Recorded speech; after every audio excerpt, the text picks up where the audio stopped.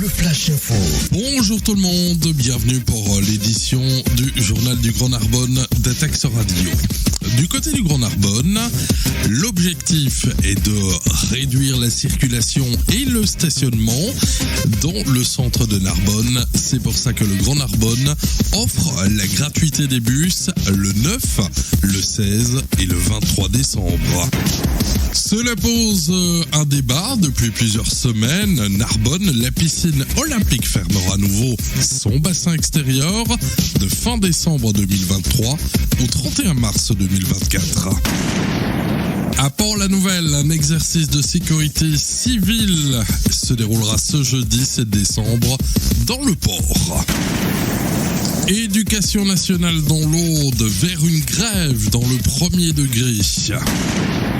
Mardi 5 décembre, en fin de journée, les 3 co-secrétaires départementaux de la FSU-SNUIPP ont été reçus par les représentants au doigt de l'éducation nationale, à la suite de l'alerte sociale déposée par le syndicat la semaine dernière. La rencontre n'aurait pas permis aux représentants syndicaux d'obtenir des réponses ou des perspectives. Une grève du premier degré se profilerait par conséquent courant 2024. La rencontre organisée mardi 5 décembre à Carcassonne, dans les locaux de la direction des services départementaux de l'éducation nationale, ne s'est clairement pas déroulée en coup de vent. Co-secrétaire de la FSU-SNUIPP 11, Ingrid Lopez, Julie Reich et Jean-Louis Burga ont échangé avec les représentants au doigt de l'éducation nationale à la suite de l'alerte sociale dans le premier degré déposée par le syndicat la semaine dernière. Les 3 responsables avaient du monde en face d'eux: secrétaire générale, inspectrice académique adjointe en charge du premier degré, inspecteur de l'éducation nationale en charge de l'inclusion, chef de direction du personnel et responsable en chef du service carte scolaire. On l'aura compris, une réunion en bonne et due forme, avec des acteurs tout indiqués. Mais contrairement aux apparences,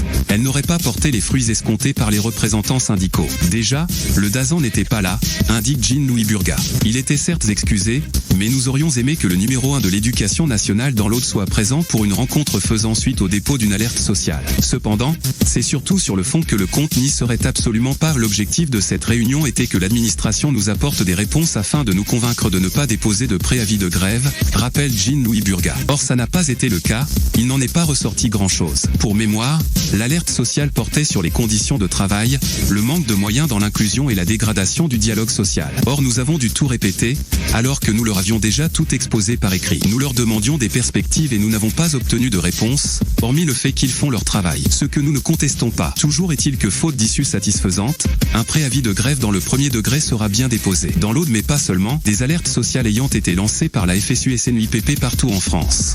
Nous attendons les retours des autres départements. Mais les premiers qui nous parviennent vont tous dans le même sens. Merci à notre correspondant en région. Des dizaines de dauphins à quelques centaines de mètres du rivage de Port-la-Nouvelle, c'est ce qui a été constaté. Par vidéoconférence, le ministre de l'Agriculture a fait courir une rumeur, mais aussi des applaudissements, ce mercredi 6 décembre dans la salle archi-comble du théâtre de Narbonne, en évoquant la retenue d'eau controversée des Deux-Sèvres. Sans eau, pas d'agriculture, sans agriculture, pas de biodiversité. Pas de défense contre les incendies, pas de paysage, a rappelé mercredi Marc Fesneau devant un parterre d'acteurs et décideurs régionaux venus parler de la ressource en eau à l'invitation du Conseil économique, social et environnemental d'Occitanie. C'est la fin de cette édition régionale. Merci de l'avoir suivi. Belle écoute d'Attax Radio.